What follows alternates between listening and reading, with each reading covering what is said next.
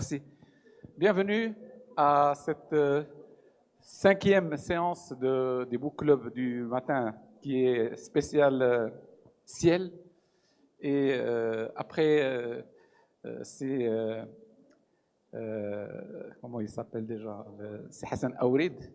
Marhaba b'si Kenbib. Je voudrais faire un clin d'œil à notre doyenne Farida Mouha, grande journaliste, à Zohair Chorfi aussi, qui est ancien secrétaire général du ministère des Finances. Et je remercie Kenbib d'être parmi nous avec notre ami Ali Sarhani.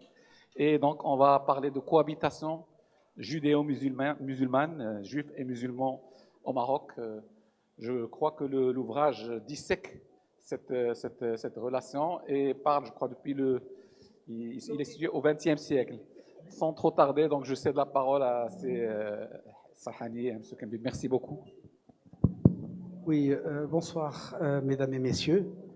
Je m'appelle Ali Sarhani, je suis modérateur de cette rencontre.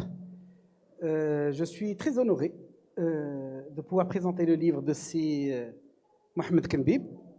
Mohamed Kenbib, tout le monde le connaît, professeur universitaire, historien.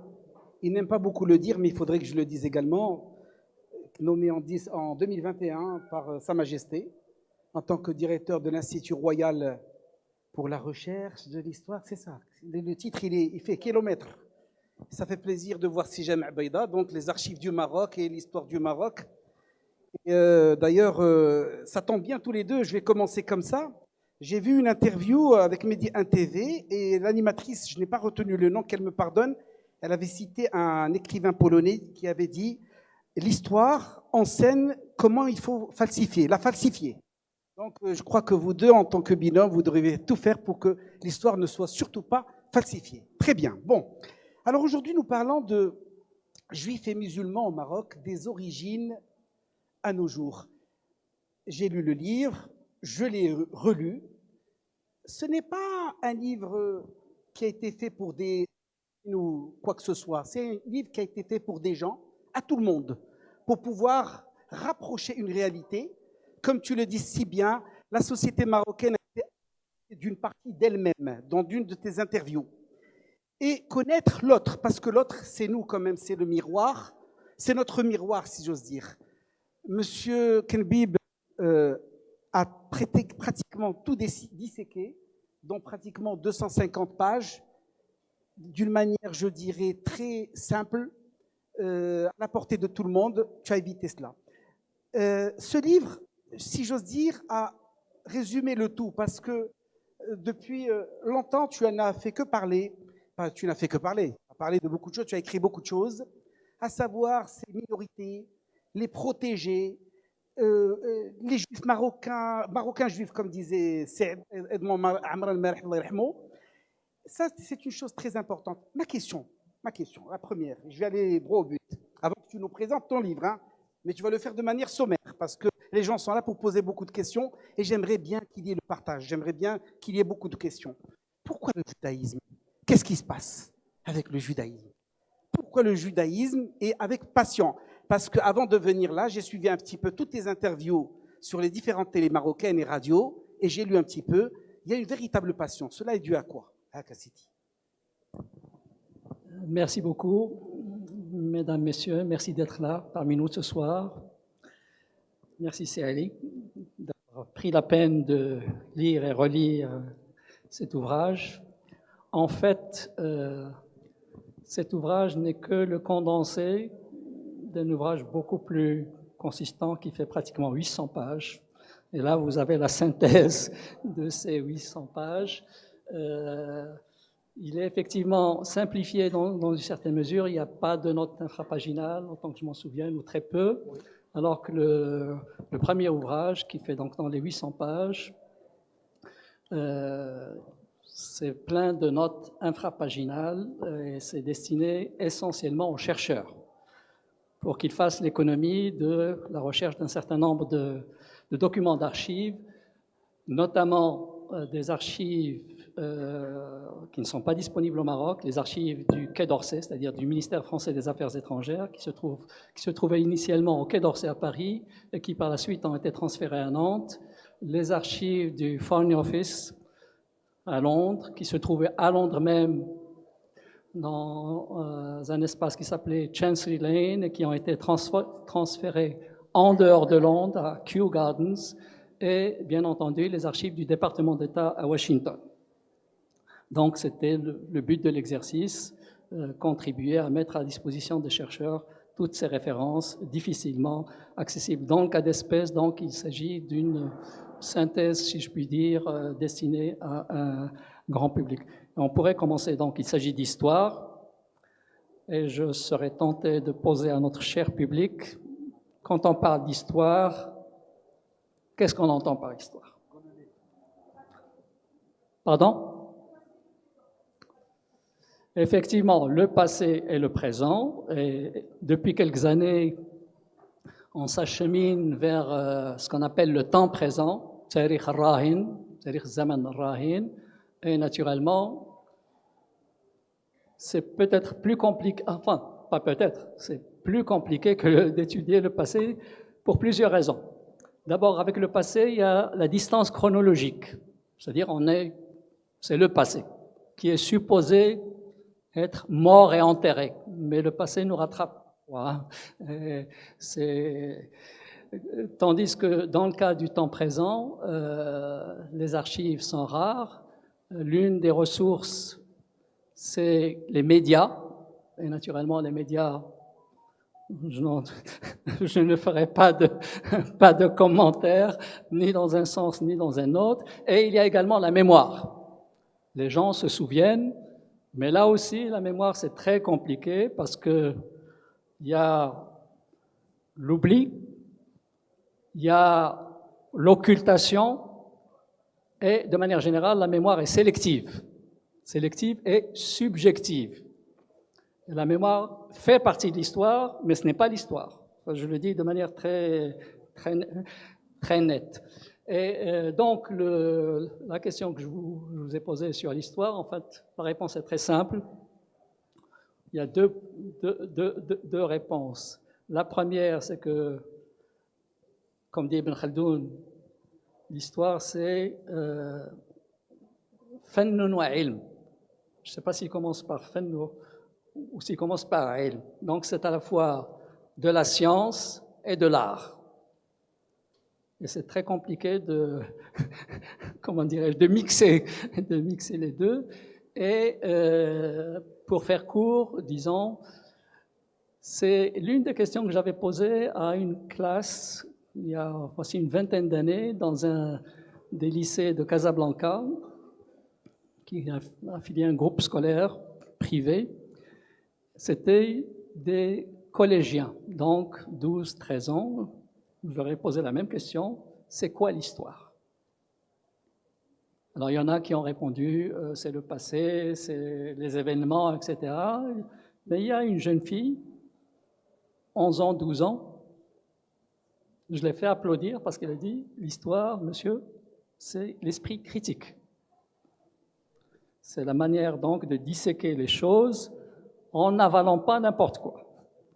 Et je crois que c'est une vertu. Si vous permettez, j'ai une citation un peu plus longue de la signification de l'histoire. Elle est due à un grand historien français qui a travaillé sur un projet qui était... c'était une commande de Sarkozy quand il était président de la République. Alors, il s'agit d'un historien de renom qui s'appelle Jean-Pierre Rioux, et je vous prie de prêter attention à ce qu'il dit.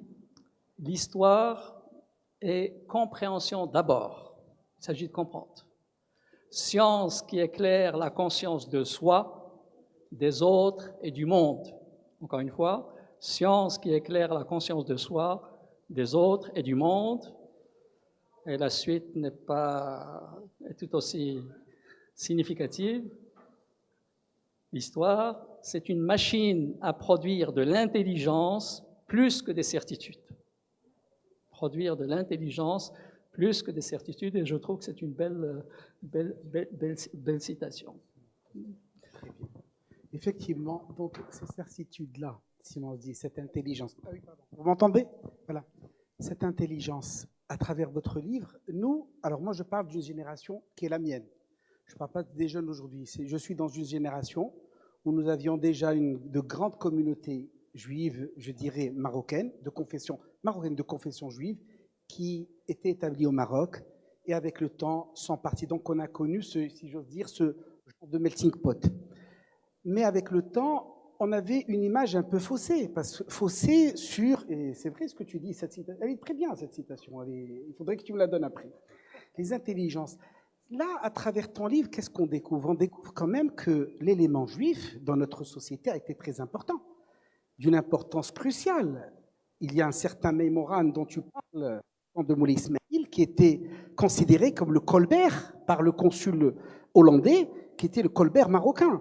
C'était quelque chose. Il y a Toujar Sultan, il y a les interprètes, il y a beaucoup de citations. Le plus important pour moi, ici, pour ne rien vous cacher, et je voudrais attirer votre attention parce que ça a été un tournant, et je ne sais pas, ça c'est mon point de vue assez Kenbib, c'est le rôle de l'Alliance israélite universelle. C'est extraordinaire, et c'est là où vous voyez un petit peu ce changement drastique. L'Alliance israélite universelle a créé sa première école, si mes souvenirs sont bons, en 1862 à Tétouan. C'était la première école dans le monde musulman. Et que dit cette Alliance israélite universelle? Ce relèvement moral des communautés juives, tenez-vous bien, en Europe orientale, centrale et l'Empire ottoman. Europe, c'est-à-dire qu'ils ont voulu ramener ce relèvement moral. Il y a une résistance de la part des rabbins, tu les appelles les vieux mouchoirs, c'est ça, nous? C'est pas toi? Il y a eu une résistance catégorique. J'en sais quelque chose parce que j'ai étudié quand même la communauté juive marocaine pendant 20 ans. Je me suis initié avec eux. Je connais un peu ce qui se passe, les enterrements, les bar mitzvahs, les mariages. Ceux qui sont partis, qui sont revenus, dont les enfants savent de quoi ils parlent quand ils disent qu'ils sont marocains. Et laissant de côté le cinéma, vous savez, j'aime le Maroc, ils n'aiment pas. On a vu des choses qui sont très, très, très concrètes. Et c'est très important. Moi, ma question fondamentale, et avant de la poser, permettez-moi, et ça c'est, je vais faire une... Nous avons parmi nous l'un de mes écrivains préférés, qui n'est autre que M.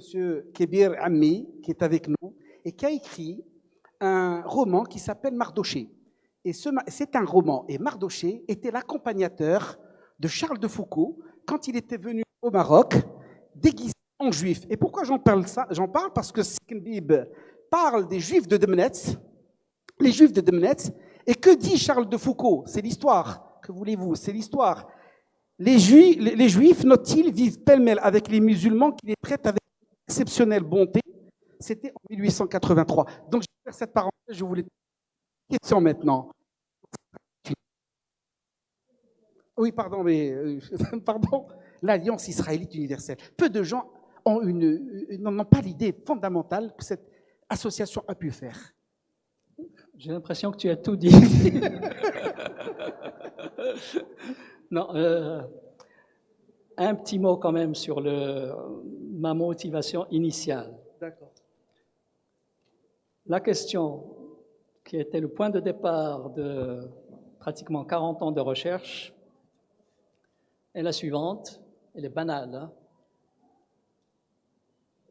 Comment expliquer le fait que des communautés qui ont vécu dans le pays depuis l'Antiquité, plus de 2000 ans, sinon 3000, on ne peut pas donner il n'y a pas d'archives, il n'y a pas de traces, etc. De traces pertinentes, je veux dire. Donc, comment se fait-il que ces communautés-là, réparties à travers tout le territoire, pendant plus de 2000 ans, aient disparu en moins de 30 ans à partir de 1948. C'est une big question. Et donc, ont disparu du paysage marocain. Et ils étaient établis un peu partout, depuis l'Antiquité à ces juifs dits Toshavim, donc autochtones, qui s'appelaient aussi, eux-mêmes s'appelaient Beldiyin, Al-Balad. Mais, un grand mais, le terme de Beldiyin, appliqué dans le cas d'espèce, peut prêter à confusion. parce que Bldin, ça signifie Toshavim, donc les gens du pays. Ça signifie aussi, dans le cas de Fès, les Juifs qui se sont convertis à l'islam. Et donc, il y a un certain nombre de noms. Il y a des musulmans qui s'appellent Cohen, ou Ben Cohen, ou quelque chose comme ça. Et je ne citerai pas d'autres noms. Donc, il vaut mieux parler de Toshavim ou bien de Juifs autochtones dont la présence remonte à l'Antiquité. Et à eux, à ces Juifs-là, sont venus s'ajouter parfois par petites vagues, parfois par grosses vagues, des Juifs venus d'Europe, parce que en Europe, y compris dans les pays actuellement démocratiques, comme l'Angleterre, il y a eu des expulsions de Juifs au Moyen-Âge, de la France, de Bordeaux, etc. Et donc, mais ces expulsions étaient relativement minimes aux dates que je viens de citer. La plus grosse expulsion, c'est celle de 1492, après la chute de Grenade.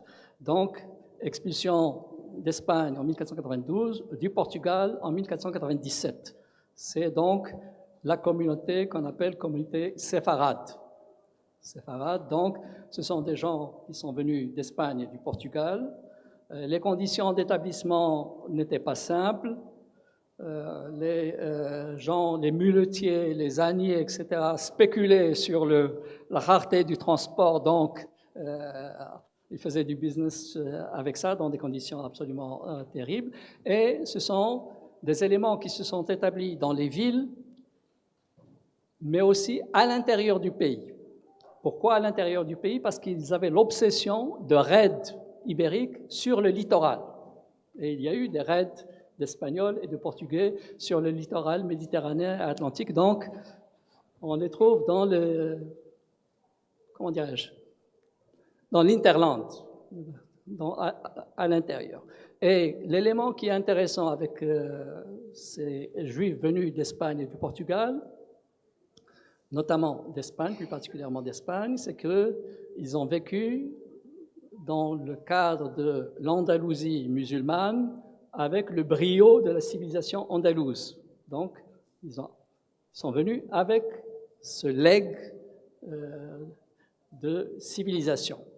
Et l'un des éléments importants qu'on pourrait citer à cet égard, c'est la monogamie. Alors que les Juifs autochtones étaient bigames, polygames, etc. Donc, on peut considérer, mesdames, que c'est un progrès. Et ils sont venus également avec toute une série de le parler castillan, etc. Au niveau du costume, le kswal kbira, c'est vraiment des caftans brodés, mais alors, et jusqu'à maintenant, ça reste un signe d'appartenance séfarade, d'appartenance andalouse et d'un grand luxe. Alors, pour faire court et sauter sur plusieurs siècles, si on peut, si c'est imaginable, donc pour ce qui est du 19e siècle, et le rôle de l'Alliance israélite universelle. L'Alliance, si vous voulez, au départ, elle a été créée à Paris en 1860 en partie par un personnage qui a joué un rôle extrêmement important dans l'histoire de France et l'histoire d'Algérie, puisque c'est lui qui a été à l'origine de la naturalisation française des Juifs d'Algérie. Naturalisation en bloc. Le décret Crémieux, le fameux décret Crémieux. Et ce décret n'est pas passé simplement. Il a suscité des réactions violentes, notamment en Oranie,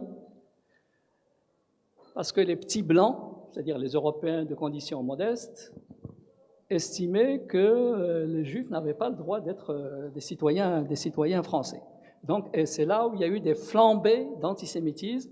Et c'est à partir de l'Oranie, à partir de l'Algérie, qu'il y a eu un opuscule, un livre qui représente la Bible de l'antisémitisme, c'est La France juive.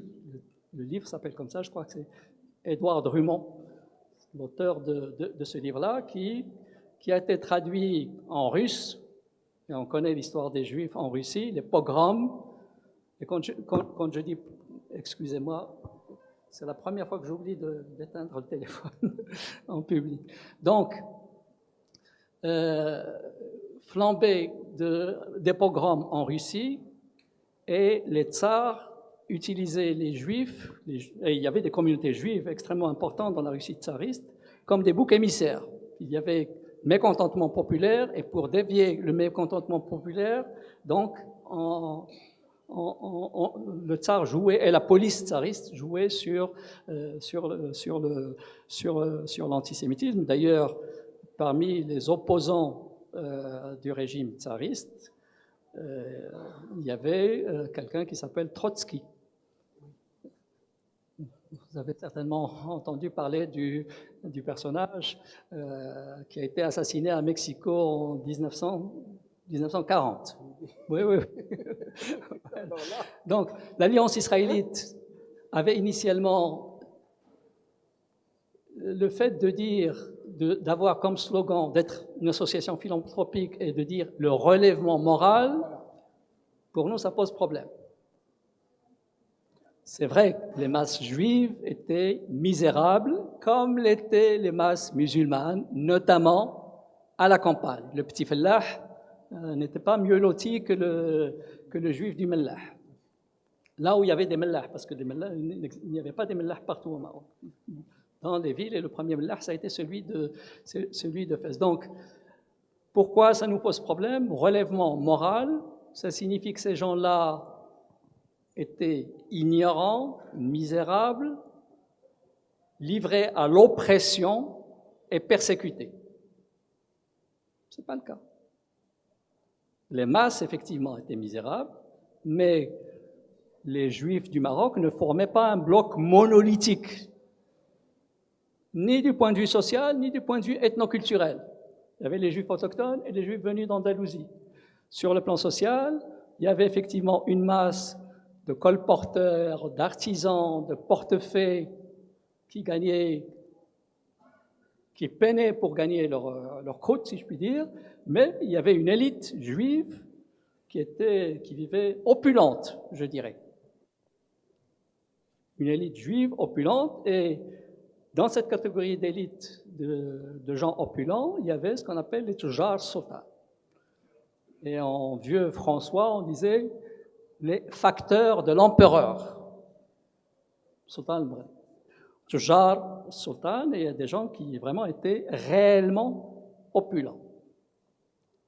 À partir de la période de Sidi Mohammed bin Abdallah, donc 18e siècle, et ça a coïncidé avec la révolution industrielle en Angleterre et le fait d'être dans le commerce maritime, parce que les musulmans avaient des réticences à aller Bilad al-Kofr, source de souillure, dans l'esprit des gens de l'époque. Donc, ça leur permettait, avec un point important, une base importante, c'est Gibraltar.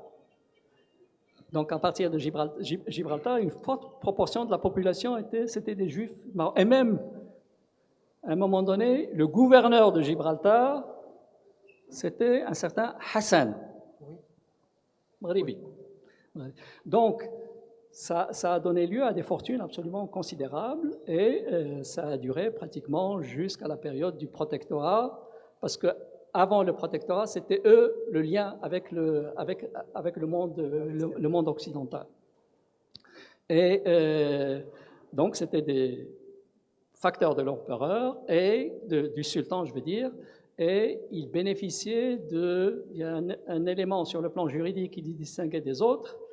On disait Shab Sultan. Mais Shab Sultan, dans le cas d'espèce, Shab, c'était pas une c'était pas une sinécure, hein, c'était risqué d'avoir en charge les affaires du monarque. Donc, le signe distinctif, c'est qu'il bénéficiait de ce qu'on appelle Daha'ir Tawqir wal-Ihtiram, respect et sauvegarde. Donc, c'était des gens qui étaient puissants, à la fois parce qu'ils avaient l'onction, si je puis dire, du sultan, et aussi ils étaient en affaire avec les gouverneurs, les grands caïds, etc., etc. Voilà schématiquement ce qu'on peut dire. Merci beaucoup. Et, pardon, excusez-moi. S'agissant toujours de l'alliance israélite, c'est tellement prenant. L'alliance israélite, donc, a formé sur les bancs de cette alliance, elle a formé des générations entières de jeunes juifs à partir de 1862. La première école a été établie à Tétouan immédiatement après l'évacuation des troupes espagnoles, parce qu'il y a eu une guerre entre l'Espagne et le Maroc en 1859-1860. Tétouan a été occupé pendant 2 ans. Les Espagnols ont dicté des conditions pour l'évacuation qui ont pratiquement ruiné le Maroc, parce qu'il a fallu payer une indemnité de guerre. Le Maroc a été rendu responsable du déclenchement de la guerre alors que la responsabilité était partagée. Et il a fallu contracter un emprunt en Grande-Bretagne. Les Anglais ont avancé de l'argent à des taux exorbitants. Et il a fallu commencer par payer, rassembler tout ce qu'il y avait dans Beit el-Mal, le trésor public, et céder pratiquement 50% des revenus douaniers. 25% pour les Espagnols et 25% pour rembourser le prêt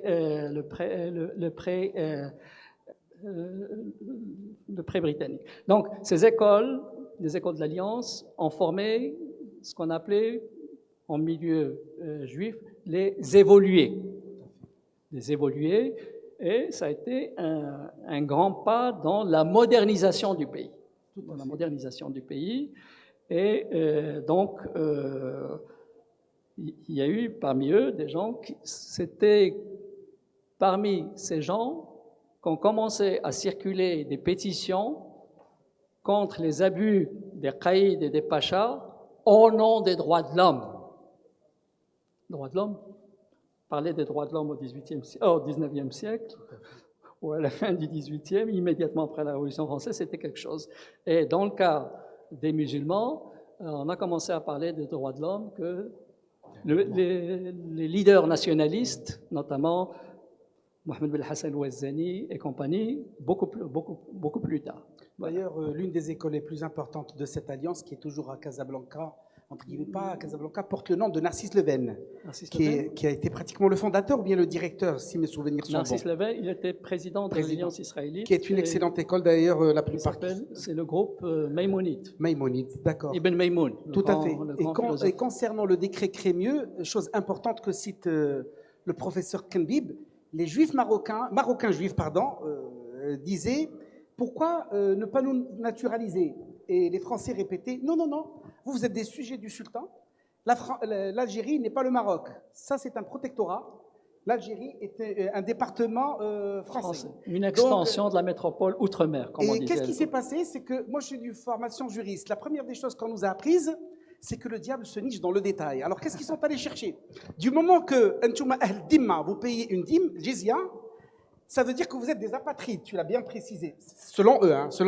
Donc, ça voulait dire qu'ils n'avaient pas de nationalité, donc ils étaient prédisposés à avoir la nationalité. Je répète.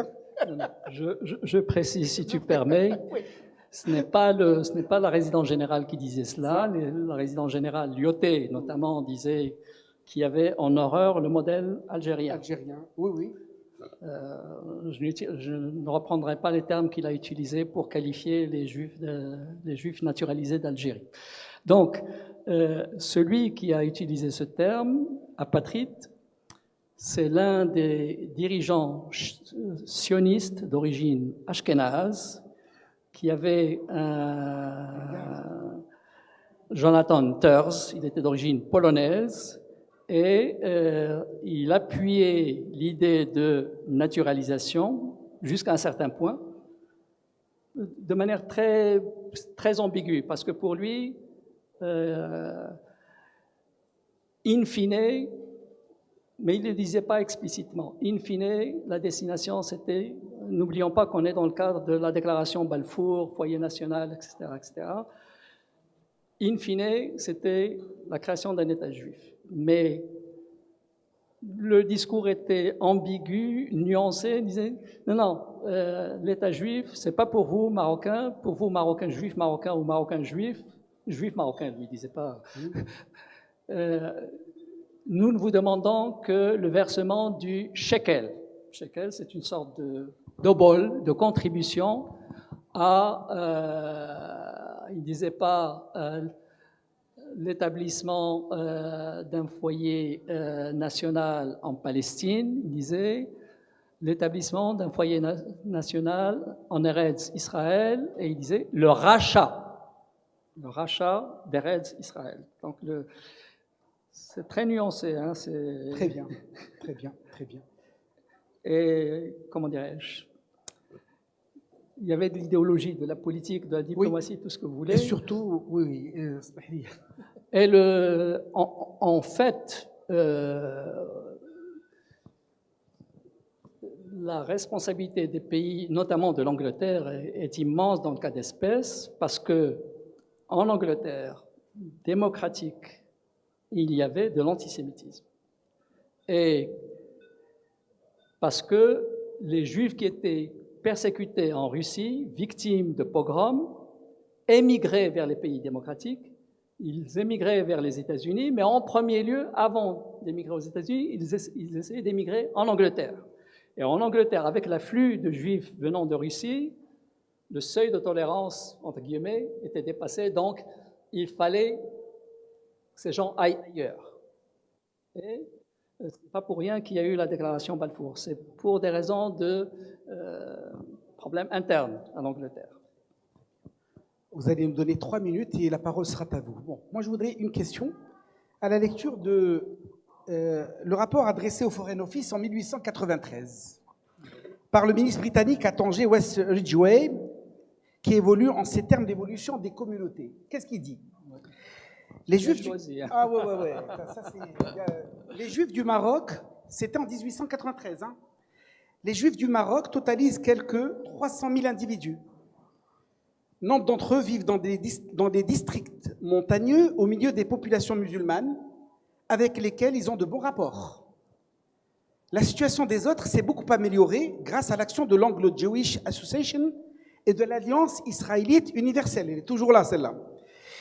En fait, de manière générale, tenez-vous bien, ce qui a été écrit en 1893, les Juifs sont mieux traités que les morts par les autorités. Les morts, les musulmans. Par les autorités, c'est-à-dire le Marzan. Les Juifs riches jouissent pour la plupart des protections étrangères. D'ailleurs, même les Juifs pauvres, qui sont toujours sujets marocains et sous la juridiction autochtone, ne paient pas d'impôts. Ne paient plus d'impôts. Là, ils n'ont mis pas. Jizya est tombé en désuétude, disons, dans la fin du 19e siècle, pratiquement. Plus personne ne parlait de jizya, parce que la prolifération de protégés consulaires et de naturalisés, parmi les Juifs, mais aussi parmi les musulmans, hein, était telle que seuls les Juifs pauvres étaient sous juridiction du Marzan. Et un pauvre, vous n'allez pas le pressurer, même si vous essayez de le pressurer, vous n'obtiendrez rien. Il n'a que sa djellaba sur la peau. Donc, la jizya est tombée en désuétude et c'était un gros problème, même si de temps en temps, un certain nombre de ulama rédigeaient, élaboraient des fatwas excommuniant les protégés. Les protégés musulmans. Parce qu'ils disaient que comment un musulman peut se mettre sous la dhimma d'une puissance étrangère. Ça revenait à ça, la protection. Parce que le sens étymologique de dhimma, c'est protection.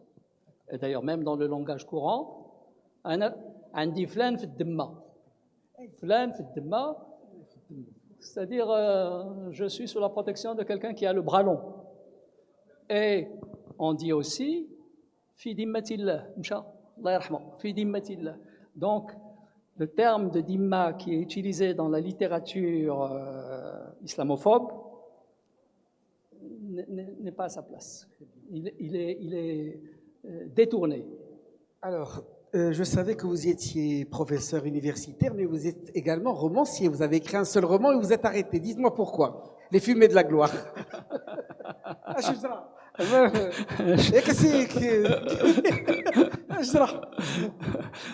Non, c'était les fumées de la gloire, c'était une récréation, ce qu'il y a de plus agréable, je dois dire. Et disons, il fallait sortir de la rigueur, l'objectivité, les notes infrapaginales, les documents d'archives, Quai d'Orsay, Foreign Office, etc. Là, on se sent des ailes, on est libre et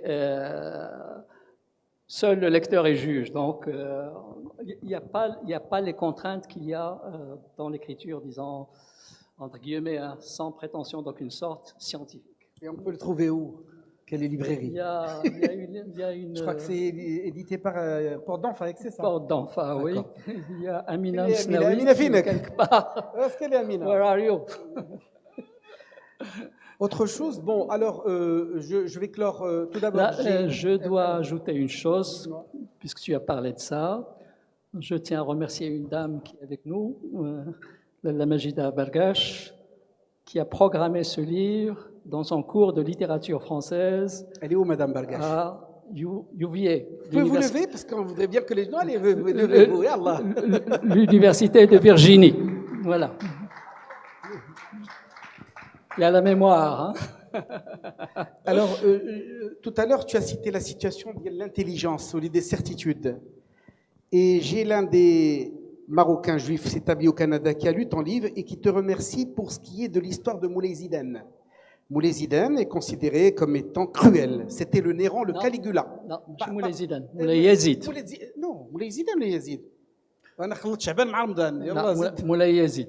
Il a régné 2 ans. 2 ans. C'était un règne sanglant, aussi bien pour les musulmans que pour les... Alors, Moulay Yazid. Au début, disons les premiers mois, d'ailleurs, c'est compliqué. C'est compliqué. Mais il y a un daïr dans lequel il s'adresse à l'un de ces extraordinaires. Parce que je de ces négociants. L'un de ces négociants. Il faut lire ce daïr, il est là. Vous lisez, vous dites, bon, et c'est là, mon ami me disait, mais écoute, là, je découvre une chose. Donc, comme quoi les certitudes, il faut les mettre de côté. Alors, est-ce que j'ai fini? Oui, je vais finir avec une belle citation d'un juif tétouané que tu as écrit. Elle est ce qu'elle est, hein. C'est un des délégués des juifs des Tétouans quand il y avait des problèmes entre le Maroc et l'Espagne, et c'est-à-dire cette préférence de l'Espagne vis-à-vis des juifs marocains. Et lui a dit une citation, elle est ce qu'elle est, je la sors de son contexte. Et je crois qu'elle résume tout. Qu'est-ce que dit M. Abraham Bentata? Il a dit « Nous vivons ensemble depuis un temps plus long que l'histoire ne le précise. Les morts, les musulmans, nous traitent comme ils se traitent entre eux. Et d'ailleurs, parce qu'ils ont besoin de nous en beaucoup d'occasions. Ils nous apprécient. Nos demeures et nos fêtes sont toujours honorées de leur présence et les plus distingués prennent part à nos joies et à nos tristesses. Et merci encore une fois. Le dernier mot te revient, mon ami. S'il y a je crois que tu es élu de... Alors, merci beaucoup. Hein. Merci que ce soit Simon Kembe ou notre charmant animateur.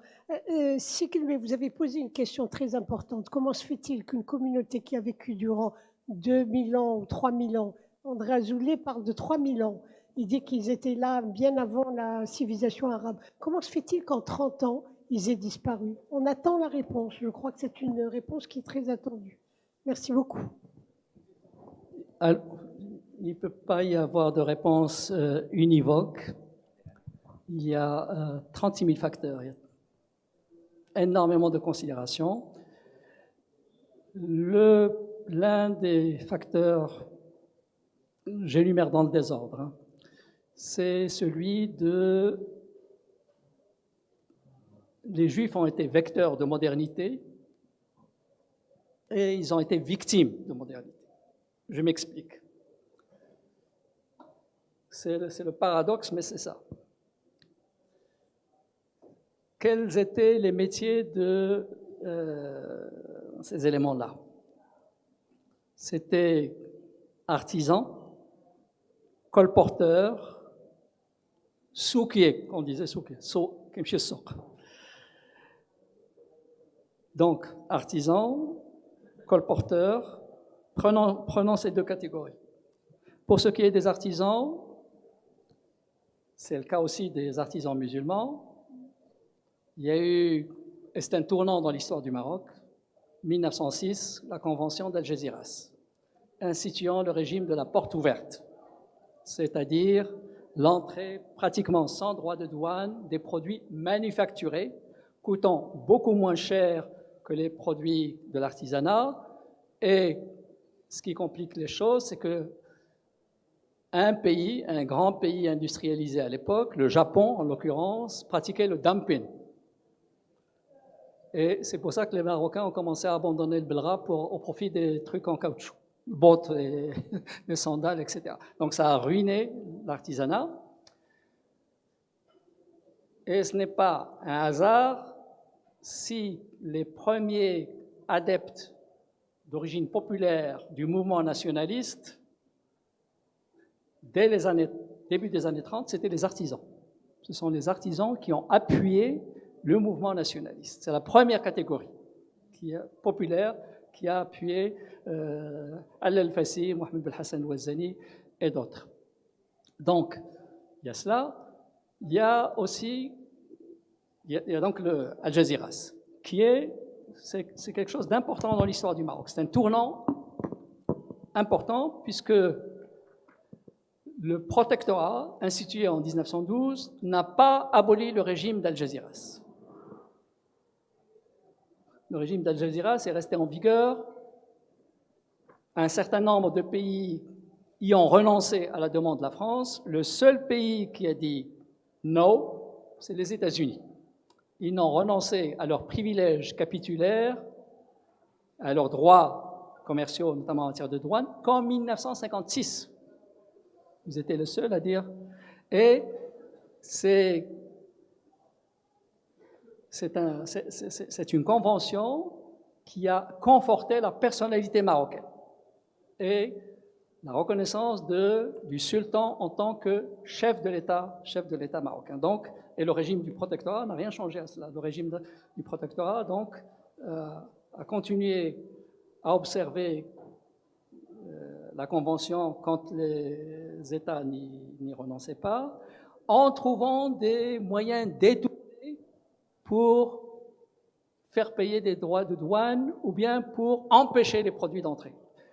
Ils appliquaient le staff qu'il y avait autour de l'IOT a trouvé la formule, c'est des mesures sanitaires. Et quand vous soumettez des produits, c'est ce que font les États-Unis, hein, vous ne pouvez pas exporter les produits agricoles en direction des États-Unis. Et donc, c'était un moyen détourné de tarqi. Et donc, cette convention a été importante. Il y a aussi un autre élément. J'ai dit que les artisans musulmans et juifs ont été victimes de la modernité pour une autre raison, c'est que dans le cas une bonne partie des juifs vivaient du colportage, l'attar, des gens qui, avec leur mulet ou leur âne, avec la pacotille, circulaient en tribu. Quel rapport entre la détérioration des conditions de vie de cette catégorie et la modernité? C'est qu'avec le protectorat, il y a une mise en place de routes, chemins de fer, les camions et les cars arrivaient un peu partout, donc on n'a plus besoin de l'attar. Les marchandises arrivaient facilement et du coup, le pauvre attar était prolétarisé. Et quand des propagandistes viennent vous dire vous êtes misérable ici, nous allons créer un État où vous allez avoir une maison, vous allez être dans le meilleur cas, vous n'avez pas le choix, vous y allez. D'autant plus qu'un autre élément s'est ajouté, c'est celui de l'exacerbation des passions en milieu musulman et en milieu juif. Les musulmans pour la Palestine et les juifs pour le nouvel État. Donc ça a créé un climat vraiment terrible. Et il y a un certain nombre de gens qui ont été encouragés à partir et ils sont partis. Et en complément, je vous invite à lire l'excellente interview de Michel Abitbol. D'ailleurs, c'est préfacé par M. Michel Abitbol et Abdou Filali Ansari, qu'il avait faite dans le mensuel Zaman, et qui vous donne un autre aperçu de l'exode des Marocains juifs. Excellent interview sur Zaman. Vous pouvez cliquer sur Google et le commander, et automatiquement, vous avez l'essentiel de l'information que vous avez.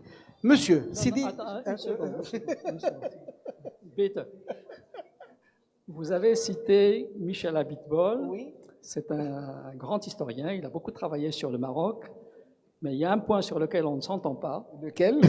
C'est que, d'après lui, Sidi Mohamed Ben Youssef n'a pas fait grand-chose pour sauver les Juifs des lois de Vichy. Ça ne sera pas le dernier qui a dit ça. Il y a même un autre, Ben Voilà. Simon, Georges Ben Simon, je crois, qui a écrit un livre, Juif en pays arabe, qui a un pavé comme ça, et qui montre... Et il y a d'autres... En tout cas, qu'il ait dit... il y avait une...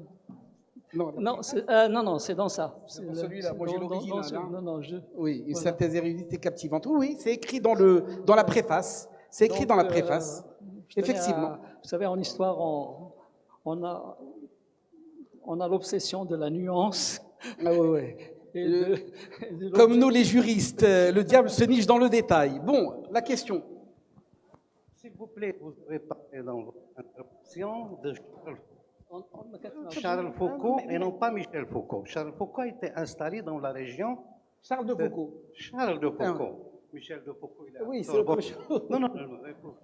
Il était installé dans la région de Stade, à Jem'at el-Riyah, à Bougrgouh, à Tlat Loulad, à Ben Ahmed.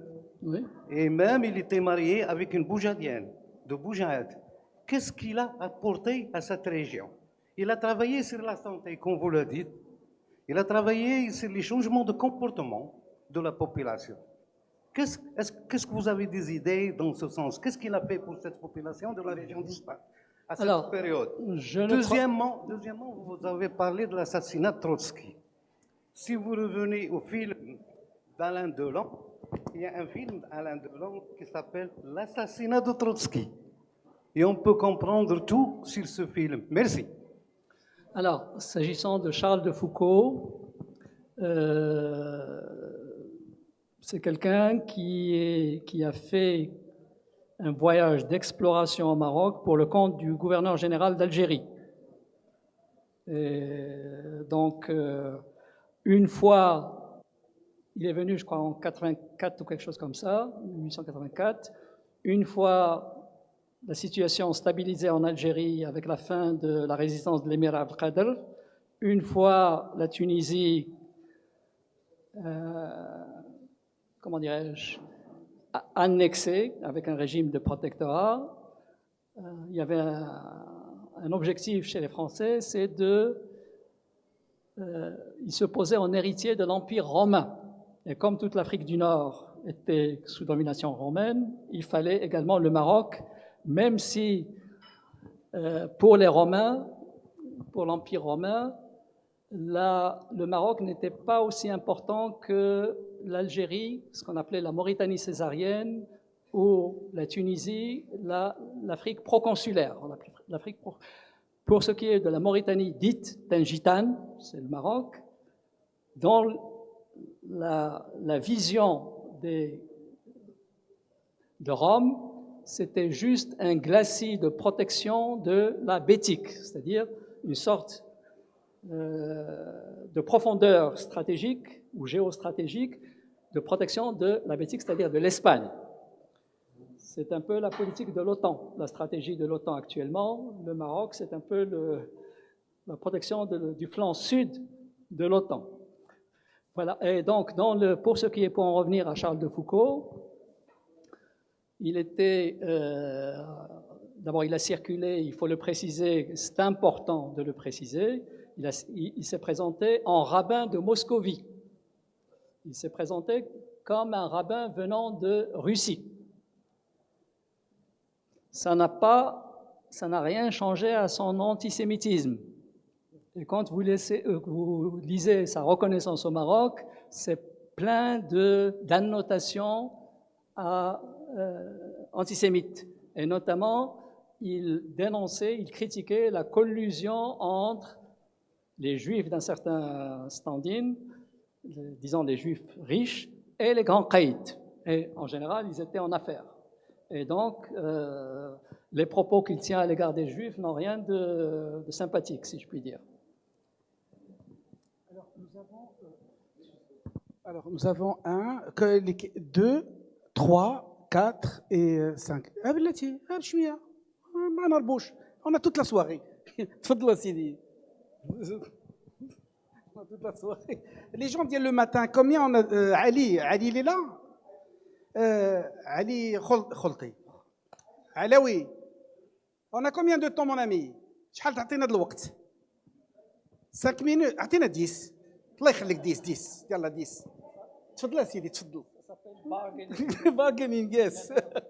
Il y a un livre, un ouvrage extrêmement important de Eckelmann, Dale Eckelmann. Donc, le titre est, il y a un ouvrage à propos de marchandage, il y a un ouvrage de référence en anthropologie, c'est celui de Dale Eckelmann à propos du Maroc. Bargaining, non, pas lui, c'est quelqu'un d'autre. Larry Rosen de Princeton, Bargaining for Reality. C'est-à-dire que les Marocains sont tout le temps en train de marchander. Bargaining for culture. كي جاتك هذه؟ يلا سيدي تفضل. تفضل سيدي. اعطيه هكا سيدي تفضل سيدي. اسمح لي, je suis venu en vitesse. مرحبا بك. Quand j'ai entendu parler de cette conférence brillante, oui, et dont l'auteur que je connais il y a 20 ans, oui, avant qu'il soit, je suis venu acheter son livre en vitesse, parce que c'est un sujet très intéressant. Aucun Marocain musulman ne l'a traité de la façon qu'il a fait, franchement. En plus, j'ai 2 points à relever. C'est que j'avais lu dans le temps un livre de Robert Assaraf qui a parlé des Juifs de Marrakech. Et il a insisté sur le désir intense des Juifs marocains de partir à la terre de leur Dieu et de leur prophète Moïse. Oui, ils se sont bien installés, ils se sont assimilés et ils ont... Mais maintenant, on voit qu'ils ont le désir de retourner au Maroc pour faire des affaires, choses comme ça, comme d'habitude. Alors, d'un autre côté, il y a, qu'est-ce que je peux dire, les Juifs ont participé à civiliser les musulmans. Franchement, moi j'ai fait l'école primaire, secondaire, je portais une djellaba et des babouches. Eh bien, quand je voyais les Juifs porter des costumes modernes, eh bien, je les ai imités. Il faut dire les choses franchement. Bon, alors, il est venu l'affaire de la Palestine. Ils sont partis par des organisations, oui, ce qu'ils appellent l'organisation sioniste. Ils se sont installés, ils ont vite évolué, ils ont pris les meilleurs postes maintenant. Ils ont, comme vous le savez, une grande partie des portefeuilles ministériels appartient à eux, parce qu'ils se sont bien formés. Et puis, ils ont la parole dans le Parlement, ils sont bien écoutés. Tout ce qu'ils font pour le Maroc dans son monde différent avec l'Algérie, c'est grâce aux Juifs marocains. Bon, je peux continuer longuement. Merci. Il ne reste que 7 minutes. Hein. Merci beaucoup. Hein. Merci beaucoup pour votre témoignage. Alors, pour ce qui est de l'exode ou des départs des Juifs, je n'y reviens pas. Pour ce qui est de, disons, la situation par rapport aux Ashkénazes, il faut reconnaître qu'au début, ce n'était pas facile. C'était les Ashkénazes qui étaient établis là-bas les premiers, Et quand les juifs marocains ou yéménites ou irakiens commençaient à venir, ça a posé un problème. Il y avait un gap, il y avait un fossé entre les deux, et ce n'est qu'au fur et à mesure que les juifs marocains ont utilisé le système démocratique israélien pour voter pour leur propre candidat. Ils ont utilisé ce qu'on appelle le vote ethnique. Et du fait de leur nombre, mais ultérieurement, il y a eu des problèmes avec l'afflux de juifs de l'Union soviétique. Ça a changé la donne. Mais au départ, c'était pas... Il y a un exemple extrêmement simple dans le parler des juifs d'origine marocaine établis en Israël. On leur avait promis des maisons, etc., etc. Au départ, maintenant la situation, depuis quelques années déjà, il n'y a plus de problème. Mais au départ, on leur avait promis des maisons, mais on les a installés dans des ma'abarot, des camps de transit, qui s'éternisaient. Et notamment un camp de transit près d'une centrale nucléaire ou un centre de recherche nucléaire qui s'appelait Dimouna. C'est un centre qui est connu, et les Marocains ne disaient pas Dimouna. Ils disaient Dem'ouna. Ils nous ont fait pleurer. Mais maintenant, le vote leur a permis de... Il y a eu des ministres. Le premier, ça a été le ministre des Affaires étrangères, Lévy.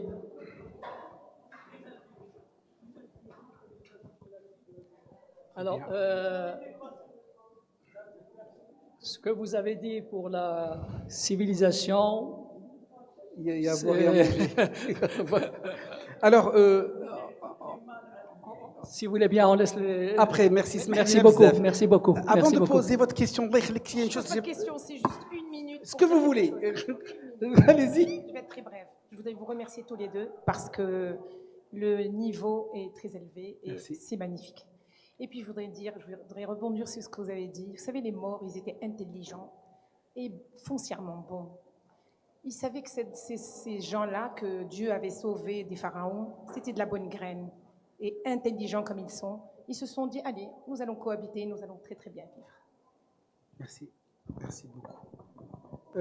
Mademoiselle et puis monsieur, je crois que c'est tout, Bakash et après. لا حيت الناس باش نكونوا لا هما كانوا هنا ديمقراطيين. لا شوف اسمح لي اسمح لي معاك كلشي غيدوي تكلم بنتي allez-y. Allez, concise, اسمح لي بزاف, je vais être un peu dictateur. Oui. Concise et précis, اسمح لي بزاف, il faut du cœur. D'accord. Alors, félicitations sur Bab, félicitations sur Bab pour votre livre. Alors, vous avez traité le sujet des Marocains juifs dans le Maroc. Alors, ma question est la suivante. Si vous pouvez nous donner, en fait, un conseil pour la nouvelle génération, Generation Z, en ce qui concerne vivre en tolérance, en paix, avec tous les religions, surtout musulmans, juifs, dans le futur. Et merci beaucoup. Merci à vous. Je vous répondrai.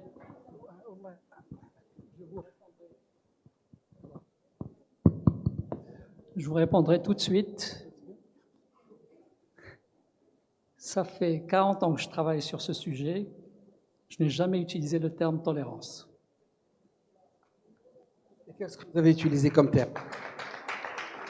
Quand vous dites tolérance, c'est-à-dire que vous êtes fort et vous daignez les laisser vivre. C'est pas comme ça que ça se passe. Non, le terme, les mots ont un sens et il faut être conscient de cela. Si vous retenez ce que je viens de dire à l'instant, on aura réussi cette soirée. Merci beaucoup. عبد الحفيظ والعلو مرحبا سيدي. نائب رئيس الجمعية المغربية لمساندة الكفاح الفلسطيني. مرحبا سيدي. Je voudrais parler en français pour nos amis qui ne parlent pas l'arabe. Vice-président de l'association de soutien à la lutte palestinienne qui a été créée en 1968, un an après la guerre de 67. Et ça continue dans le monde arabe. C'est la seule association qui continue à exprimer le soutien à ce peuple palestinien. Quand on parle du juif marocain, on ne peut pas faire l'impasse du politique. Il y a la dimension politique.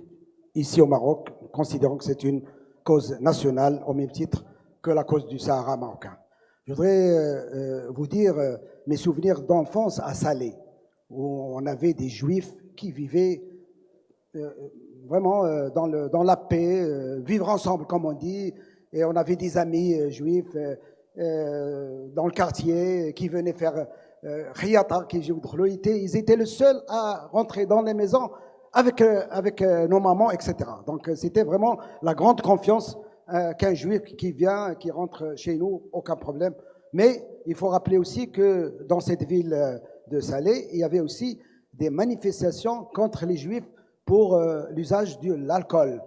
Je vous rappelle la grande motion qui a été signée par une centaine de familles slaouis dans ma famille contre l'usage de l'alcool dans la Médina. Et c'est pour cela qu'ils ont été transférés vers le Mellah, à côté de Bab el-Marissa. Je voudrais vous poser une petite question, cher ami Kanbib, concernant ces juifs qui sont partis par les 3 vagues, 48, 56 et 67. Bien sûr par le Mossad, il faut le dire. Ce sont les organisations sionistes qui ont tout fait pour l'exode massif. On déplorait cet exode malheureusement parce qu'ils étaient chez nous et on respectait le judaïsme comme on respectait les 3 religions monothéistes. Nous sommes là au Maroc, c'est une exception par rapport aux autres pays arabes. Une petite question, comment vous expliquez que le juif du Maroc, une fois en Israël, il vote Likoud, il vote droite et même extrême droite, alors qu'on pensait qu'ils ont bien saisi cette amitié avec les musulmans et ils pouvaient au moins défendre la paix et les négociations entre juifs et entre musulmans et israéliens. Malheureusement, certains confondent sionisme et judaïsme. Nous, on est contre le sionisme en tant qu'idéologie d'expansion, mais on respecte le judaïsme en tant que Marocain dans ce pays. Et je voudrais avoir votre impression sur le comportement politique des Juifs marocains, où actuellement il y a 6 ministres dont les parents sont marocains et nés au Maroc. Merci. Je n'ai pas de réponse précise à vous donner. Je constate seulement quand vous dites ils étaient chez nous, ils étaient chez eux aussi. Voilà, mais précisons les choses. Les mots ne rapportent. Au départ, le fait qu'ils votaient Likoud, c'était une manière de sanctionner les travaillistes. Parce que c'est les travaillistes qu'ils ont fait partir avec l'accueil qui a été réservé. Donc, c'était tout à fait normal qu'ils votent comme ils ont fait. Mais je crois que maintenant, les choses ont changé. Micro, est-ce qu'il est le micro? Mais encore une fois, oui. Chez nous. Hein. Pour être démocratique. Non, alors, pour l'assistance, il nous reste monsieur et madame. تفضل سيدي. شكرا السيد الرئيس. انا نتكلم بالعربيه. اشكر الاستاذ العزيز كنبيب. والاستاذ عزيز قبل لحظات كان يسمك الاستاذ حسن اريد وقال واحد العباره وما عجبتنيش. قال ان المغرب ان اعطى ظهره لليهود المغاربه مؤخرا. انا لم افهم هذه العباره ولكن انا اللي اعرف ان في 56 كان جلالة المغفور محمد الخامس صدر الظاهر ديال التنظيم القضائي وكان فيه المحاكم العبريه. وفي 1974 صدر التنظيم القضائي وكانت فيه المحاكم العبريه. يعني بقينا حافظنا على واحد التقليد. وحتى ان سيدنا الله يرحمه الحسن الثاني قال في واحد الخطاب ان المدرسه القضائيه العبريه هي احسن مدرسه في العالم. وكان سيدنا الله يرحمه كيستقبل اليهود المغاربه في جميع الرحلات ديالو. اذا كيف يمكن ان نقول ان النظام المغربي او المغرب عطى ظهره لليهود المغاربه؟ واحد المساله استاذ مهمه بالنسبه لي انا ما كيتواش هي مساله اليهود المغاربه والفلاحه. هذا الموضوع بحال مسكوت عليه او بحال ما نوع من الشيء. انا جدي الله يرحمه عندي عقود ديال جدي في نواحي ديال مراكش عنده شراكه مع يهود مغاربه في الفلاحه. وهذا نقطة بالنسبة لي أنا مهمة أستاذ كنبيب وشكرا لكم. سيد الله يبارك فيك. دو كيستيون بقاو صافي بقاو دو سي او شابو. فيما يتعلق بالتدخل ديال اهتمام اليهود بالفلاحة، كانت عندهم عقود مع عدد من المسلمين في مختلف أنحاء البلاد، وماشي غير مع في الحوز مثلا، في واحد العدد ديال المناطق، وهذا الشيء مازال في الذاكره ديال واحد الناس ديال واحد الجيل معين. Monsieur avec le chapeau.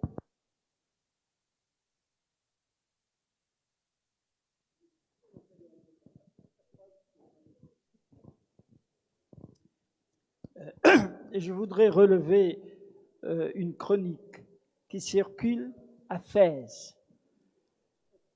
Il s'agit de juifs et de musulmans, commerçants dans l'ancien quartier à côté de la Karaouine, la Kessaria. Et à une certaine période, les juifs faisaient grande concurrence aux musulmans, tous commerçants. Eh bien, il y a eu une fatwa qui a déclaré que tout juif doit être expulsé s'il n'est pas converti à l'islam et s'il veut rester à la Kessaria, commerçant normal. Dans quelle mesure cette chronique est juste historiquement?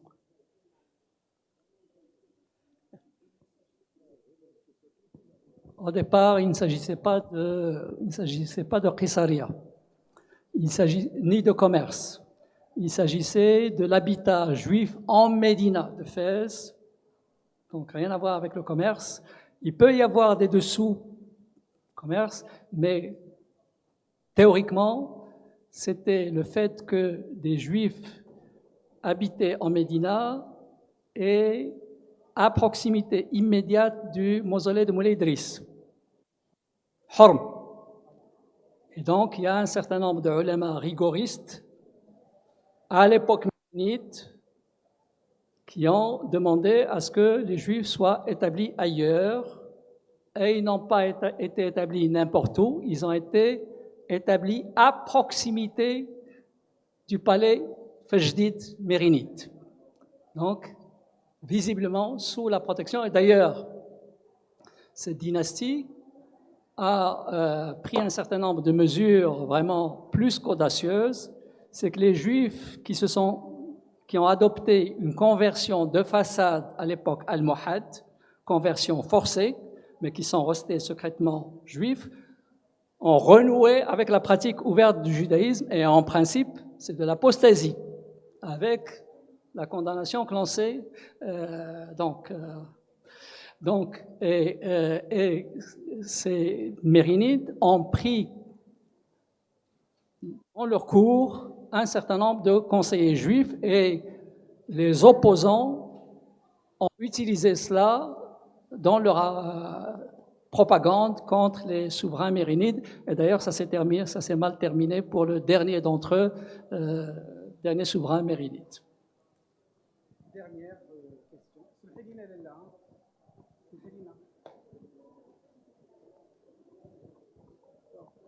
Merci beaucoup. Je remercie ce brillant duo pour ces interventions. Moi, j'ai un point de vue concernant l'exode des Juifs. Je pense que c'est ce qui s'est passé en Allemagne et avec Hitler. Et une fois qu'ils ont eu leur pays, ils ont quand même eu peur que ça se passe ailleurs et qu'ils se retrouvent dans le même camp, en ce qui concerne l'exode. En ce qui concerne le fait qu'ils soient moins bien traités en arrivant en Israël, c'est que le fait que les Juifs marocains étaient beaucoup moins instruits que les Juifs européens, et donc ils n'ont pas pu accéder à des postes importants. La preuve que maintenant, les jeunes générations qui ont pu s'instruire, qui ont pu s'intégrer, ils ont, comme vous avez cité, je crois, il y a actuellement, vous avez 6 ministres d'origine marocaine. Donc moi, je crois que ce sont là les deux raisons. Je vous remercie. Alors, pour en revenir, je réponds rapidement. Pour en revenir à, disons, au commerce, il y a une formule que je trouve plaisante dans le parler commun de la nécessaire présence des Juifs dans les souks. Et on disait « Souq bla yahoud, bhal qadi bla shhoud ». Donc, ça veut dire ce que ça veut bhal qadi bla shhoud. Les Juifs marocains moins instruits, c'est pas tout à fait vrai, parce que ceux qui sont partis en Israël, ce sont les masses. Les Juifs d'un certain niveau sont allés s'installer en France et notamment au Québec, au Canada. Donc il y a un distinguo à faire.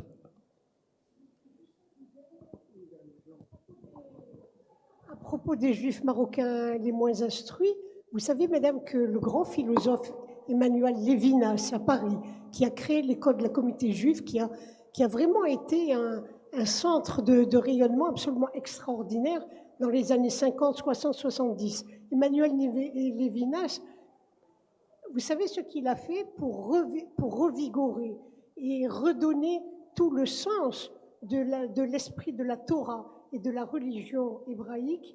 Il a fait appel à tous les rabbins qui étaient au Maroc. Et ce sont eux qui sont venus, qui ont été pris en charge par l'école communautaire de Paris et qui ont redonné tout le goût, redonné tout l'esprit et le sens de la Torah et du Pentateuque et tout ça pour la communauté. On fait appel, on ne peut pas accepter de dire qu'ils étaient les moins instruits, mais au niveau de la religion, c'était les gens qui portaient vraiment toute la religion hébraïque. On ne peut pas dire qu'ils étaient les moins instruits, pas du tout. C'est pas. Alors attendez. Emmanuel Lévinas, il a joué un rôle absolument extraordinaire. Il faut revoir un peu l'école communautaire juive pour voir comment ils étaient instruits. Attends, laisse-moi les. Je vais passer maintenant à l'assistance. Alors je vais plus être modérateur. J'ai 3 questions. Alors, du moment que 80 à 90% de la population marocaine lisent beaucoup plus l'arabe, est-ce que tu comptes? J'ai un scoop. Est-ce que il est vrai? Est-ce que tu vas le traduire en langue arabe? Le livre, je connais.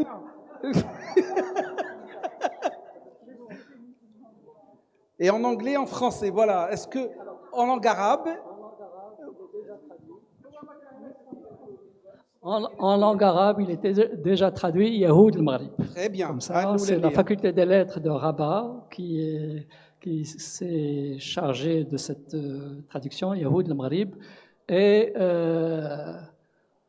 autant que je m'en souvienne, la faculté des lettres a participé à une exposition du livre au Caire, et ça s'est vendu comme des petits pains.